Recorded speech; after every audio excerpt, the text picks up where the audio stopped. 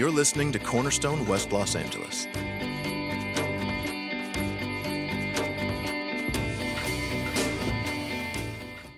We are in a series called Anticipating Jesus, and as we go through this series, what we've said we're doing in Anticipating Jesus is really just getting our memory back.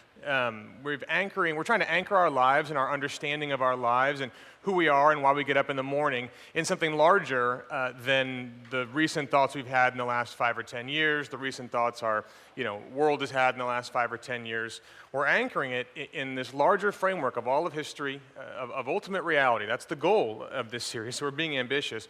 Because what we've said is that when you have that kind of long-range memory of who we are as a race, what our world is like, it gives you a map, a way of navigating our life. When you move to a new town, you don't really know what the street signs mean, you don't know what the landmarks mean, you don't know where each street leads, and so you don't really know how to get around. You can go to work, you can't go to work really, you can't go to dinner, you can't really even get home because you don't know what these things mean. But as you use the map that you have more and more, this external map, you need that external map of how to get around less and less because the map gets inside of you. And this map the Bible provides us is really a way of getting inside of us so that we can navigate our lives. We can know what the turns mean, know what our reactions mean, know what our world means, know what the stages of our lives mean. And so it's really practical to go through these books. Even we're doing one book on a Sunday, so it's a lot of stuff because it's giving you a map of life. So you're not just making decisions and reactions without any context, without really knowing what's going on. You aren't living your life or driving around without knowing what's happening around you. You get the map inside of you. So this morning we come to the end of the Torah, the first 5 books. You'll see it up on the cool graphic back there. These first 5 books of the Bible are viewed as a set. It's called Torah, and that word means law. But it's more than law in the sense of rules to follow. The idea is this is law with a capital L. Think more laws of nature. This is describing an entire framework of understanding what's true and real about the world. So we're going to take a look this morning at the last sort of sum-up book called Deuteronomy. And we're going to do this morning the same 3 things we've been doing the last, every sermon. We're going to ask first, okay, what's God doing in this book? In other words, how does this book add uniquely to God's activity in the world, to his plan, and what he's doing here? Then we're going to ask, how is that incarnated in Jesus? And the word incarnation just means really to put flesh on. And what Jesus does is put flesh on all the things that are promised in the Old Testament. So we anticipate Jesus. We know he's going to incarnate the things we see today. How does he do that? And then finally, we're going to ask, what does this mean for our lives? How does this touch down in our daily lives where we work and, play and raise families and drink coffee and all these things? How does it touch down? So what's God doing in this book? How is it incarnated in Jesus? And what does it mean for our lives?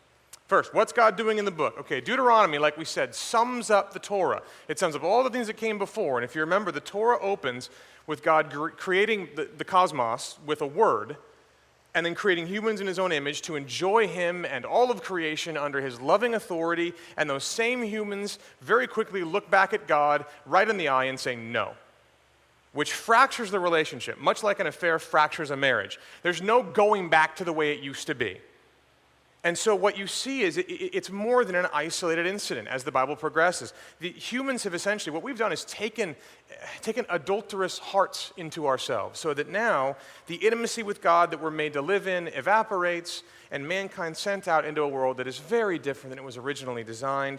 And yet, God's intent on getting us back into Eden, getting us back into that restored relationship as it was designed to be. So he sets about a plan, and he calls a man named Abraham to start a family. And that family grows and becomes known as the Israelites or the Hebrews.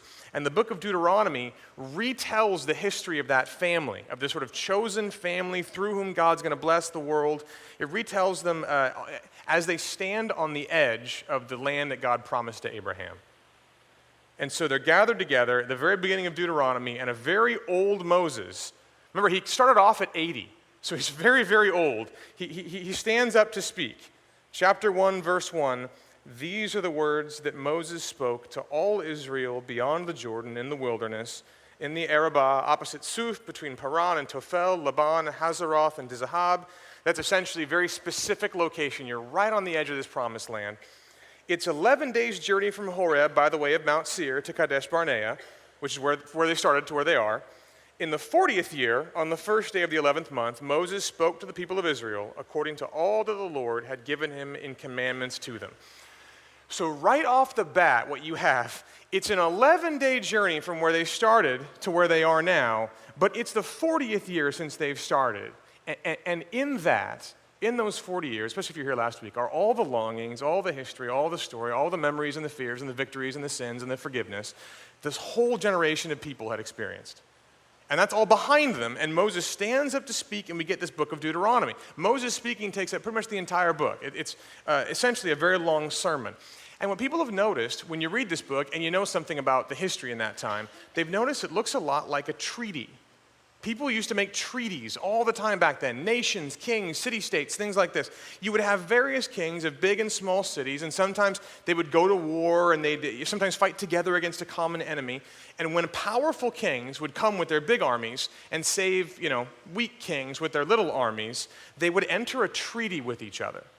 And they would draw up this covenant document, and that would outline their new relationship with one another. And so you'd have the powerful king would promise, I'm going to protect you, and I'm going to give you favor, and I'm going to basically look over you like you're one of my own. And the less powerful king would say, I'm going to serve you however I can. And so my people will join up in your army if you go off to fight, and I'll be your vassal. And essentially my city will become a subset of your larger kingdom. And so the two become one. And this is the idea of a treaty. And in a way, what Deuteronomy is telling us is that's what happened back in the book of Exodus at Mount Sinai. God delivers this people from slavery in Egypt, and he brings them into a relationship with him, and he makes a covenant with them on the mountain. You will be my people. I will be your God. And the end of Exodus details how the presence of God is going to stay with these people in this tabernacle, and he would lead them. And then Leviticus talks about how these people would have to have their entire life revolve around being able to be in his presence, from their closest relationships down to the food they ate and the way they ate it. All was a response to his grace and God adopting them and saving them and being with them in the tabernacle. And when they sinned by going their own way, he would provide these sacrifices that would atone for those sins and allow them to be with God again, to live with his people in his presence, sort of. And yet the moment they leave that mountain, the moment they enter into this treaty, they grumble. We wish we were back in Egypt. God's trying to kill us. He's trying to starve us in the wilderness. He really took us out here so he could show us how awful he is. The idea of God's protection, of the powerful king and his grace is essentially just obliterated. We're back in Eden. It's Eden all over again. God isn't looking out for me. He's withholding. He's not very caring. We're on our own. We would have been better off in slavery. So do you see what happens? I mean, the minute they make this treaty, this relational covenant, all of a sudden, this people of Israel just break it right off the bat. They reject it right off the bat. The son's rejecting the father. The servant's rejecting the king. And these people, in other words, these people who are on the edge of the promised land haven't lost the adulterous hearts that are inside of them.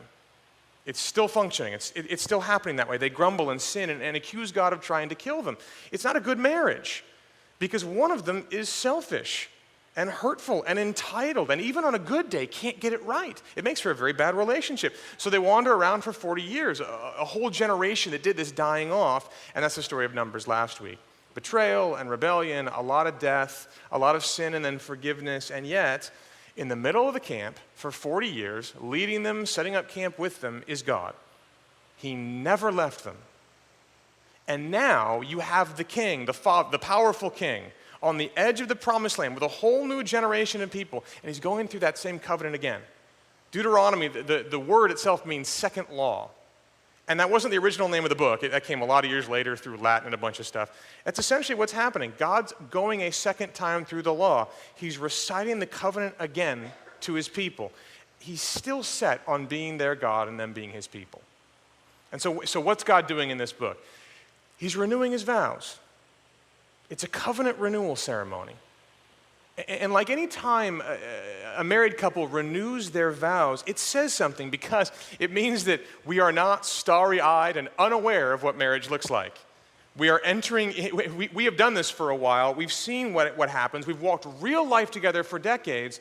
And yet, after everything, I am still yours and you are still mine.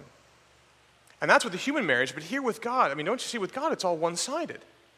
All the people have seen are his glory, his power, his justice, his goodness, his mercy, his grace, his leading, his forgiveness, his deliverance. And all God has seen are people who call him names and accuse him of lying and say that he saved them just so he could turn around and hurt them again. And the people who, at their best, were still sacrificing over and over and over again just to make up for all the sins they were doing when they weren't rebelling outright.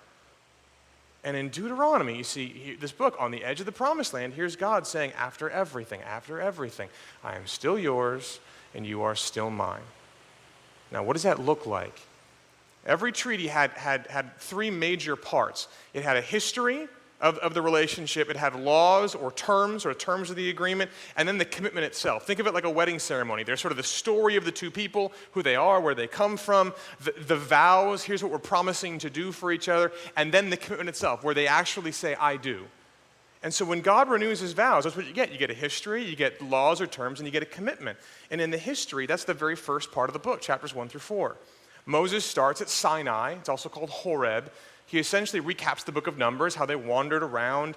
Most of the spies they sent into the promised land come back and say, the fruit's really good, it's a great land, but the people there are giants, there's no way we're going to take them. And Moses, in chapter 1, verse 26, he just reminds them of how they betrayed God on the edge back then. Yet you would not go up into the land, but rebelled against the command of the Lord your God, and you murmured in your tents and said, because the Lord hated us, he has brought us out of the land of Egypt to give us into the hand of the Amorites to destroy us. Where are we going up? Our brothers have made our hearts melt, saying, the people are greater and taller than we. The cities are great and fortified up to heaven. And besides, we've seen the sons of the Anakim there. Those are sort of ancient giants in their eyes.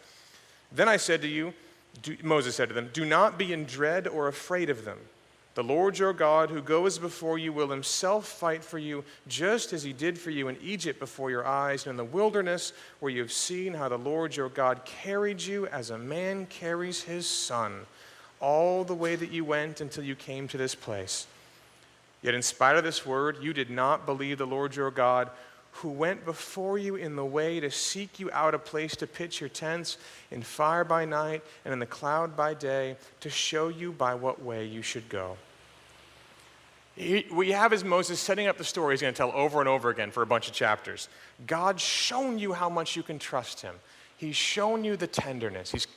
It's a very poetic image. He's carried you as a nation like a father carries his child, on the hip, gently, doing all the work. Well, if you ever had kids, you know that they often fight you when they're being carried. In the same way, here's God carrying his people, and you said no. And look at what he says at the end. In spite of this, you didn't believe the Lord your God, who continued to seek out to lead you, who continued to stay with you even when you had rejected him. There's this story over and over again. Our history tells us how sinful we are, and yet how God never leaves. In chapter 2 and chapter 3, he goes, it's this list of all these different places that they wandered by as they were wandering in the wilderness. Oh, here are the Moabites, here are the Edomites. And there's this little mini history. Oh, some giants lived in their land, but God cleared those giants out for them to settle. Oh, some giants lived in their land, but God cleared them out for them to settle, almost as if to rub it in. Towards the end, you get a couple battles Israel fought in reminders of them in chapter 3. And at the very end, they won these battles by the sake of the Lord. And at the very end, you get this measurement of the bed of one of the kings. If you want to see the bed, you can go to this city. He's got a bed, and it talks about cubits. It's 13 and a half feet by, 8 feet, by 6 feet. You know who needs a bed that big? A giant.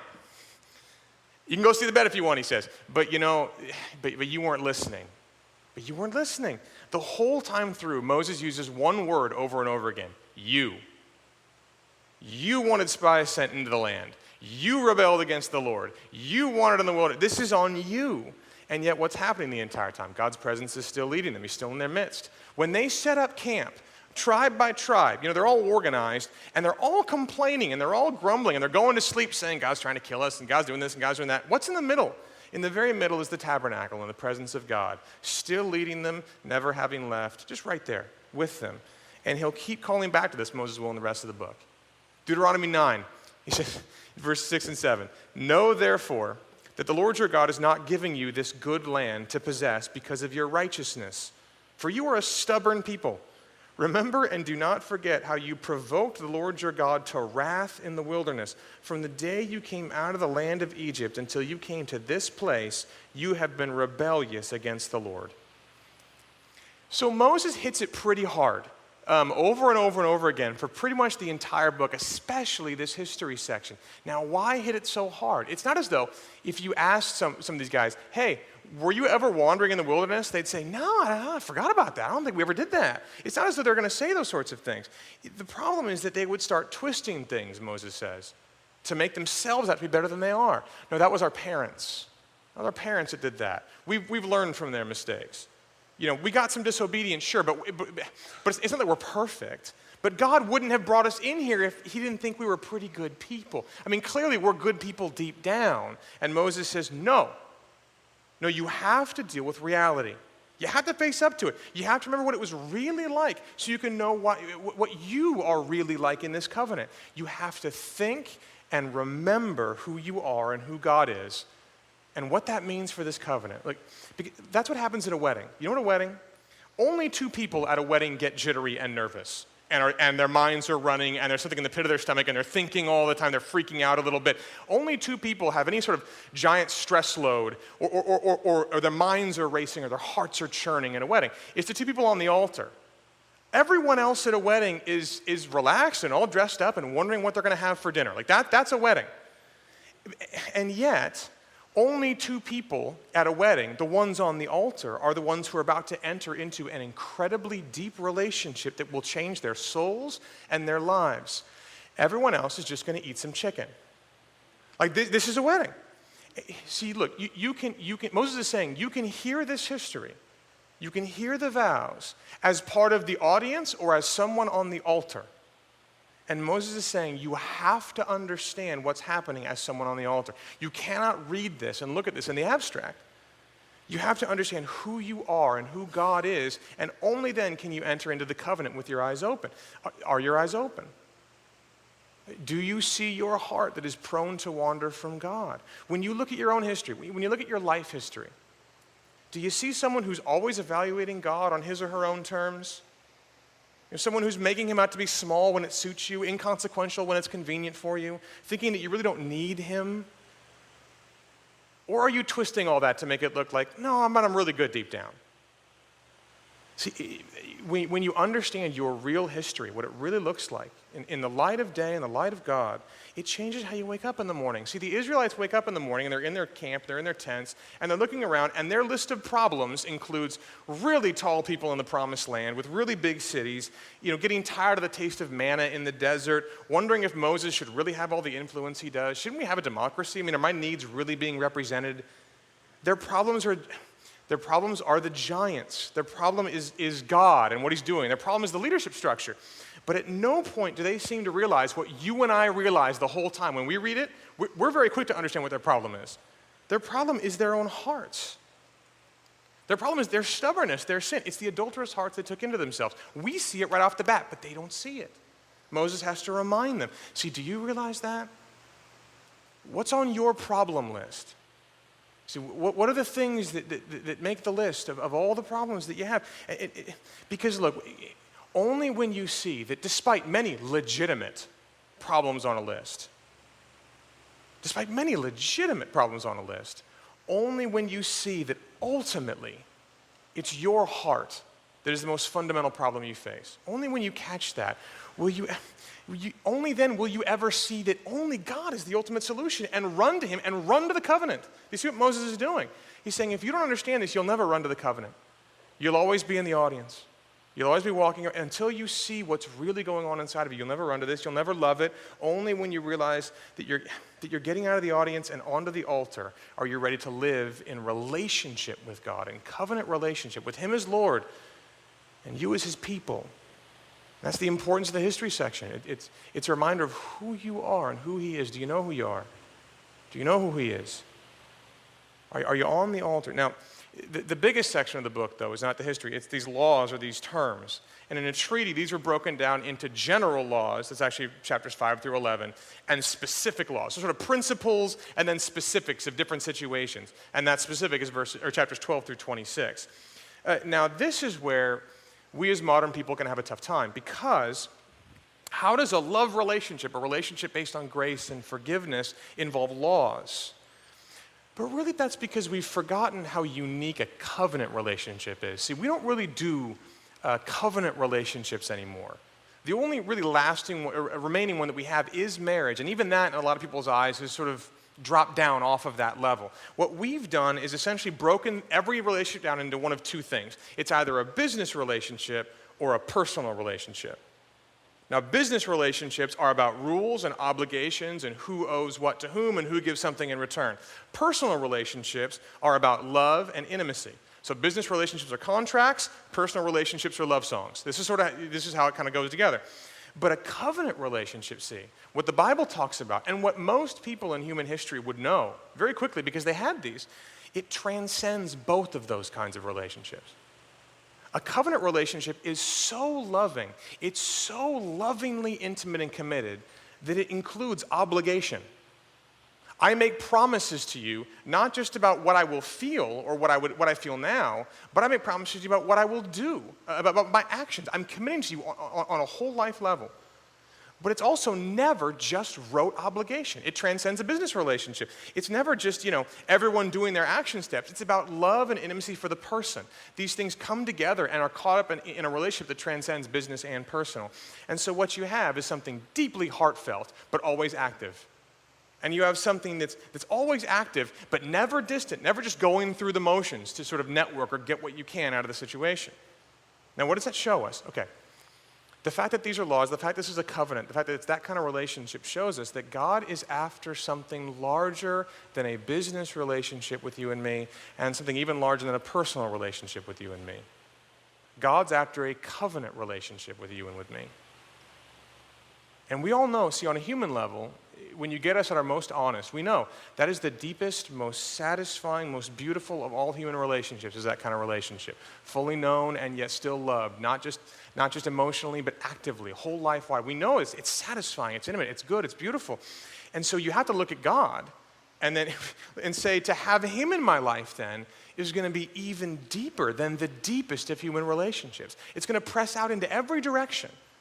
It's going to be incredibly intimate and loving and devoted, and yet incredibly active and obligated. And it's going to draw me into this depth of transcendent relationship. I mean, this is what God's asking for here.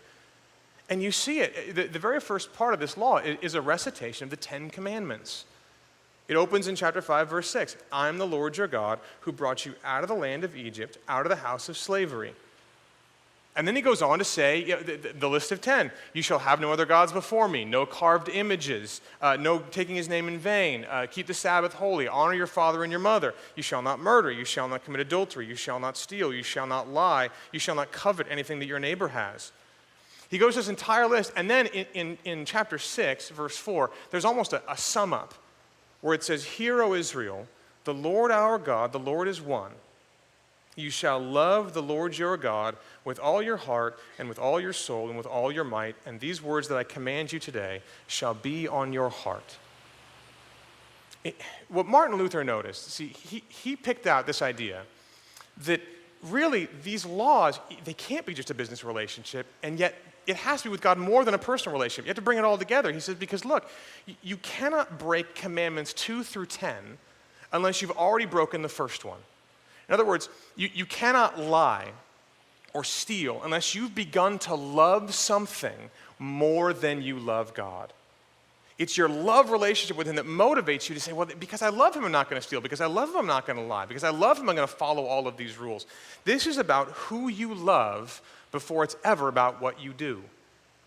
And yet, because it's a covenant, it's going to always include both. And the rest of this section just details it out. It's why you obey. And Moses really hits hard here that these laws are built on grace. I mean, look at the beginning of the 10 Commandments. He doesn't just start saying, do this, do this, do this, do this. He opens with, I am the Lord your God who brought you out of the land of Egypt, out of the house of slavery. Okay, now that you see that I've initiated something with love and grace and deliverance, now let's talk about our relationship. And the same is true throughout the rest of the book. Just one example, chapter 6, verse 20.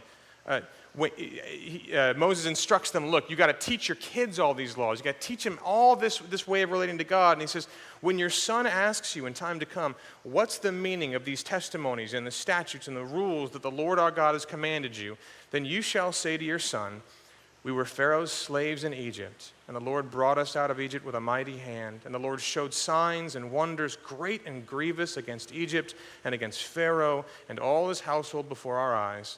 And he brought us out from there that he might bring us in and give us the land that he swore to give to our fathers. And the Lord commanded us to do all these statutes, to fear the Lord our God for our good always, that he might preserve us alive as we are this day. In other words, when your son comes and says, what do all these laws mean? Tell him they mean that God really loves us. They mean that he really loves us and refuses to have any less of a piece of us than all of us. He delivered us out of slavery, and he's instructed all the different areas of our life so we could be with him. Tell him that they mean he loves us. And even the specific laws, you get those in chapters 12 through 26. It's easy to get lost in these as though they don't really matter. There's a lot of minutia of these kind of offerings and these sort of relationships and things like that. But really what's happening, scholars will tell you, if you look at these chapters, what's happening, give or take, with broad strokes, is that Moses is taking the 10 Commandments and one by one pushing them out into the various areas of your life. You shall love the Lord your God. There's a chapter or two on how that fleshes itself out in various areas. You shall not steal, property laws, things like that. Let's flesh that out in a variety of areas. He's just taking these loving law principles and pushing them out into the corners of your life, which means that this covenant really does extend to everything. This is the whole deal. And what's funny, if you compare these to other law codes back in that time, the other law codes gave you a lot of sometimes similar lists. Do this, don't do this, do this, don't do this. Most of them said things like you shouldn't steal, you shouldn't murder. That was pretty common, as well as some of the more minute case laws. But what's interesting about this book of Deuteronomy, and really the whole Bible, is this one is chock full of reasons why. It's always got a why somewhere around it. Every commandment always has a why somewhere in there. For example, chapter 14, verse 2. He says, don't practice pagan rituals, he says, for you are a people holy to the Lord your God, and the Lord has chosen you to be a people for his treasured possession out of all the peoples who are on the face of the earth. It's like, why shouldn't you go after pagans? Why should you obey? It's all because you're a treasured possession. This is a covenant relationship. This is what a relationship with God is. Treasured possessions live differently. Who you love determines how you live. Do you understand a covenant with God that way? Is your relationship with God business or personal or more? Because see, look, when we raise kids sometimes, and some of you were raised this way, and they're raised in the church, here's what tends to happen. We want people to obey God's law. Especially, see, this is what's funny about kids, especially when it's a kid, because you're looking at the kid going, if you murder, you might end up in jail. Really don't want you to do that. If you steal, you might end up in jail. We see how these things can adversely affect your life, and we care about those outcomes. And so we just really want you to obey these. What we tend to do is we try and get kids to obey by motivating either pride or fear. And so, you should do this because it makes you good, makes you better, makes you set apart. Or you should do this because if you don't, there are consequences and they're bad and you should be scared of those. So, when little Johnny lies, what do you tell him? Well, little Johnny, you don't want to be a liar, do you? You want to be a good boy. It's pride. Johnny, lying can get you into real trouble, fear.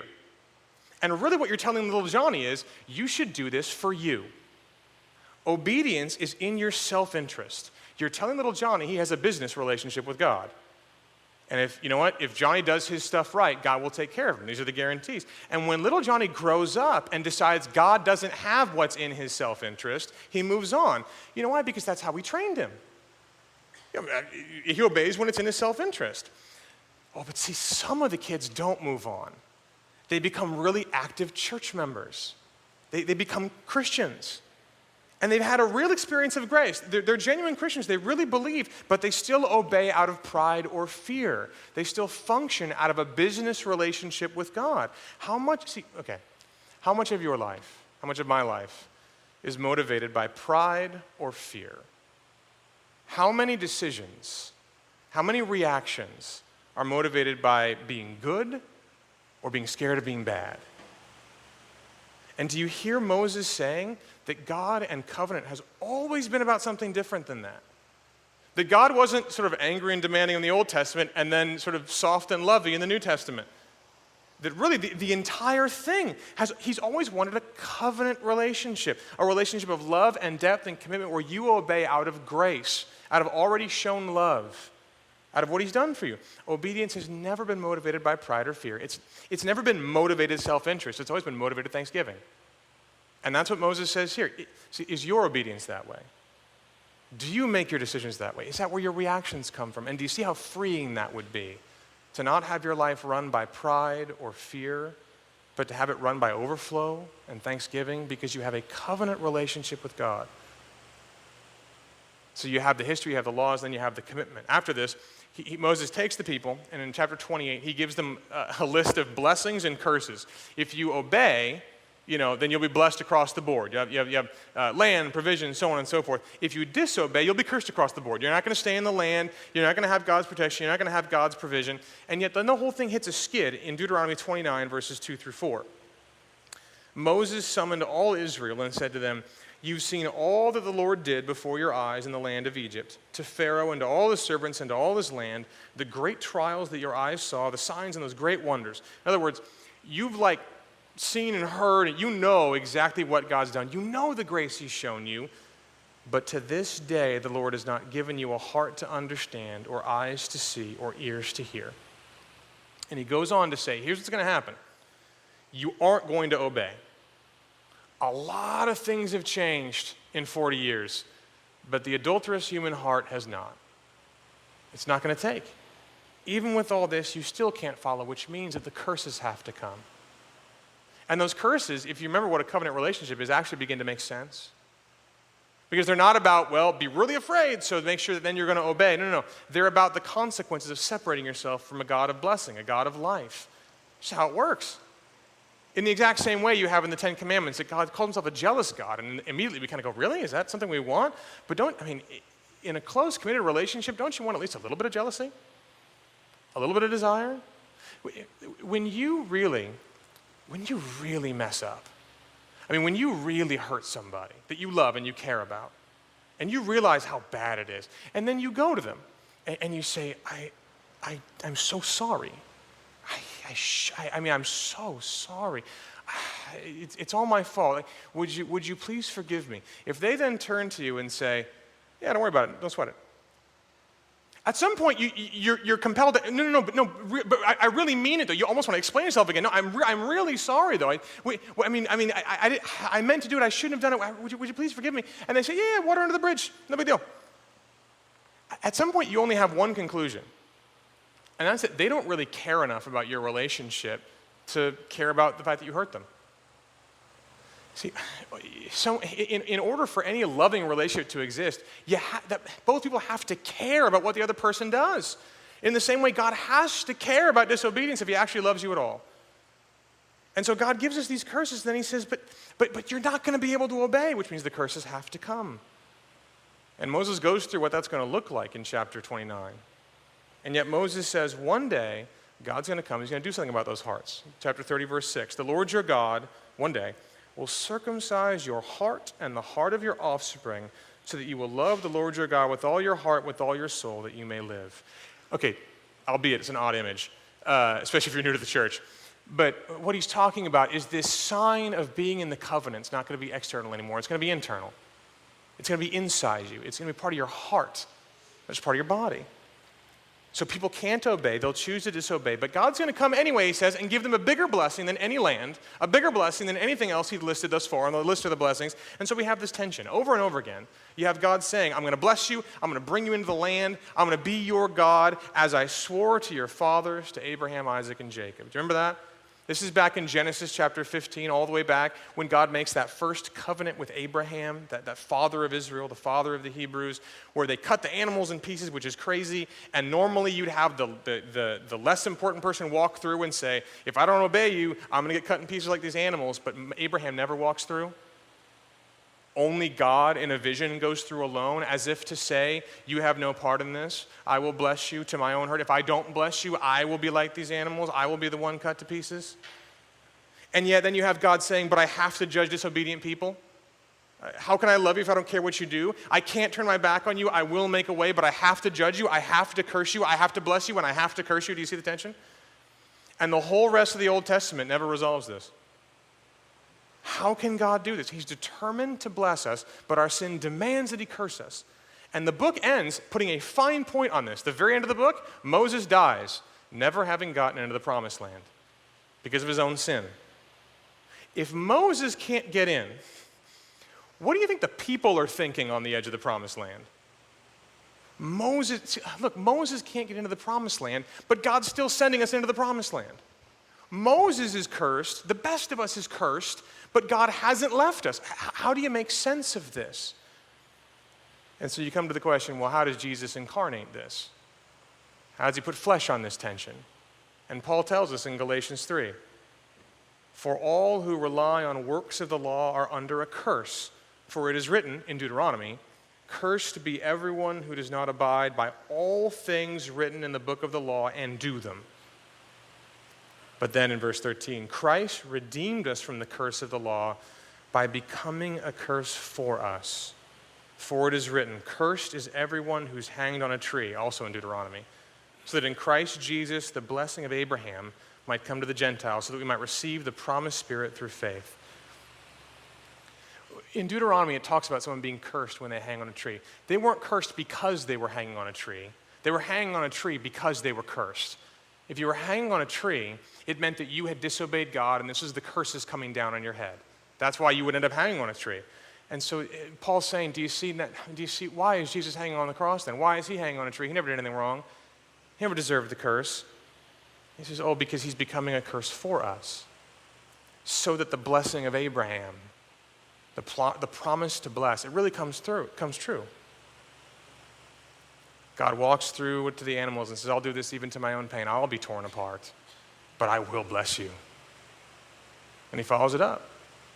He is torn apart so that he can bless us, so that the promised blessing to Abraham can extend to all nations, that promised Spirit through faith, the God, the Holy Spirit living inside of those who believe himself, circumcised hearts. And so do you see how Jesus incarnates this? He puts flesh on the tension and then resolves it climactically, finally, eternally. His life is one of tension. If you read about his life, he's constantly healing, constantly loving, constantly forgiving, but the question remains, if he's God in the flesh, how? The story of the adulterous woman. She comes out, they're all ready to stone her, and he says, he who's without sin, throw the first stone. And they all leave.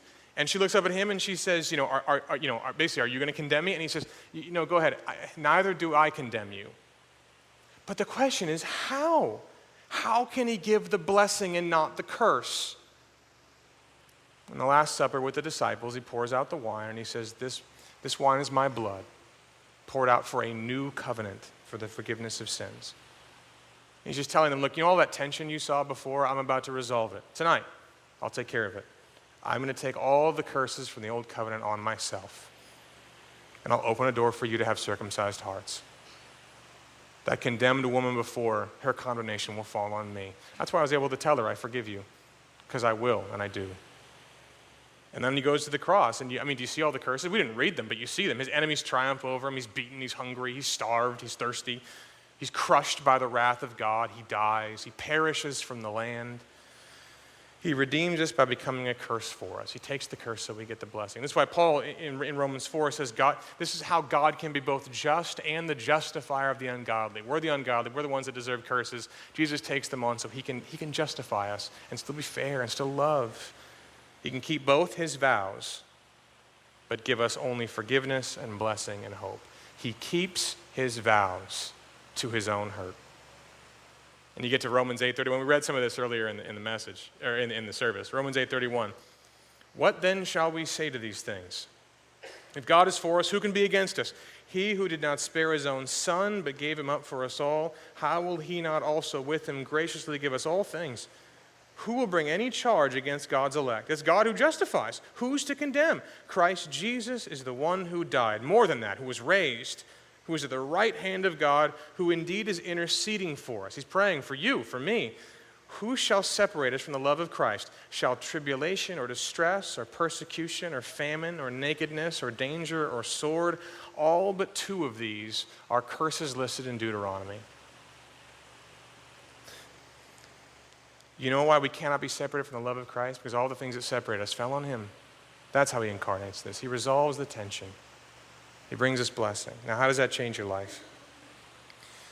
What it means is so many things. It means that we have a whole new way of going about living, a whole new way of going about obeying. We usually pick, see what we do, we usually pick one version of the tension. And so either God's gonna bless us no matter what. You go with that side. Or, God's gonna curse us when we disobey. So you're really anxiety-ridden, you're freaking out. We tend to just pick one or vacillate back and forth, and we're not sure how they ever meet. Oh, but see, when you understand that Jesus satisfied both of those, and that we are in him, then you have to strive to live a godly life and realize that he'll bless us when you fail. He'll bless us when we fail. Look, is that how you live? Do you want to honor God?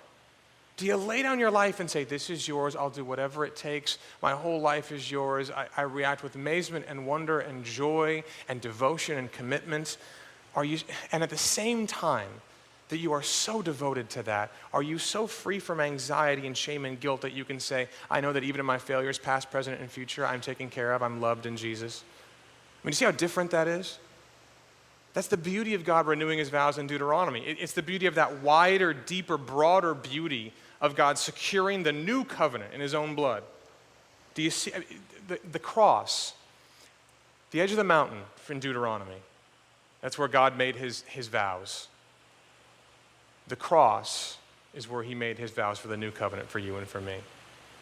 He's promising to love you forever. He's promising that if you take him and love him, you'll find him always tender, always restoring you when you fall, always forgiving you when you repent. When two people stand on an altar and get married, they have no idea what's coming for them. I mean, they have no clue. It's really wonderful, and they are usually very doe-eyed. And I've done a lot of weddings, so I see this up close and personal, like right here, they're right there, and I go, oh, wow, you guys are this is going to be awesome for you for the rest of your life. And I genuinely think that most of the time. But you know that real life at some point comes to call, doesn't it? That it's not, that what you feel on the altar is not necessarily what you feel for every moment of the rest of your life. I mean, you know that. You know that real life comes to call, that we're real people, that we're going to offend each other and sin against each other and be selfish with each other and have to forgive each other. You know that's how it works. You have no idea what they might go through. It might be all wonderful. It might be very trying. It might be very beautiful. It might be very pain-giving. It might be all of those things. It usually is. But when Jesus goes to the cross, Paul says he does it while we were yet sinners. In other words, after the Torah, after the Old Testament, don't you see what that means? It means he knows exactly what it will cost him. He knows exactly who you are and who I am. He is very clear on what comes to him by marrying us. And yet he still makes the commitment. He's already been dragged through it all, and he comes to the other side and he says, I'm still yours and you're still mine. Is he yours this morning? Do you have that power, that relationship, that covenant operating in your life? C.S. Lewis said it this way. He says, an impersonal God, that's well and good. A subjective God of beauty, truth, and goodness inside our own heads, that's better still. A formless life force surging through us, a vast power which we can tap, that's best of all. But God himself, alive, pulling at the other end of the cord, perhaps approaching at an infinite speed, the hunter, king, husband, well, that's quite another matter. There comes a moment when the children who've been playing at burglars suddenly hush. Was that really a footstep in the hall, like a real one? There comes a moment when people who've been dabbling in religion suddenly draw back.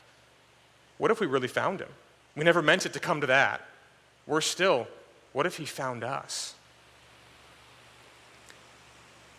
He's coming. I mean, do you see? Do you see what he's saying? He's saying this is not something that we play at. This is the covenant where you're not in the audience, you're on the altar. What if he's really pulling on the other end of the cord? What that means is that there's a love that you've known nothing of. I mean, there's something so broad, so wide, so deep that you have never even begun to let yourself hope it. And it means there's someone so big, so large, so wide, so transcendent that he will push into and cover over every area of your life with that love. That's the way this relationship colors your life. It's God. It's the Lord of the covenant. And so you cannot leave this and say, well, I have my relationship with God in this box and then work in this box and my social life in another box, and you sort of compartmentalize your whole life. No, the boxes mingle. The Lord of the covenant isn't one facet of your life. He's the whole thing. What are the things you've walled off? What are the things he doesn't get to touch? What are the things he can't control? He's found you. And he's told you already, he's told you, I already said I do. I already made the commitment. Now look, what part of your life isn't revolving around him? One of the best ways you know that you know the gospel, you've come to understand the gospel, is that you know that the best life is the one that is wholly devoted to him. Even when you find yourself straying, but I know at some level at my core that the best life is the one that's wholly devoted to him. Why? Because you're so acquainted with his love for you. You're so acquainted with his holiness that demanded payment, so surprised by his majesty and his holiness and his love coming together on the cross and entering your life that you can say, honestly, sincerely, no, I know his way is the best way. He found me. He said, I do. What else is there? And so in our services, one of the ways we represent this, we come to the Lord's table. We come to communion, which is really our spot of covenant renewal. We come to our vows. We come to our map. This is the lens through which we see the world. And so you begin to look around it, and you see it, and you experience it, and you say things now in your heart like, well, suffering isn't judgment. No, judgment's poured out on Jesus. Life isn't about personal pleasure. No, life is about the one who gave up his pleasure for me. Relationships aren't about networking or leveraging or taking advantage. They're about self-giving the way he gave for me. You aren't your own. No, you're his. And he's yours. And he shows you at a table in a new covenant where one who's greater than Moses comes to give you more than new ideas, more than new rules, more than new ways to live, but a whole new heart.